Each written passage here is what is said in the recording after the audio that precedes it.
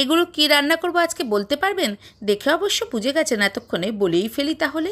লাউয়ের খোসা যেগুলোকে আমি এভাবে ঝিরিঝিরি করে কেটে নিয়েছি, আর রান্নাটা করব করলার সাথে। করলাটাকেও এভাবে ঝিরিঝিরি করে কেটে নিয়েছি। ভীষণই কম সময়ে রান্নাটা হয়ে যাবে, আর খেতে কিন্তু তেতো হিসাবে ব্যবহার করা যাবে। লাউয়ের খোসা জলে দিয়ে হালকা সেদ্ধ করে নিতে হবে, মিনিট 2 ফুটিয়ে।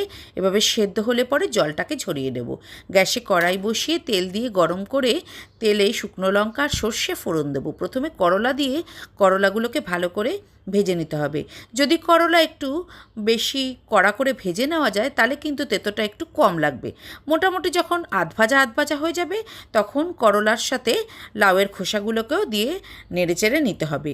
এবারে দিতে হবে স্বাদ মতো লবণ, হলুদ গুঁড়ো, লাল লঙ্কার গুঁড়ো।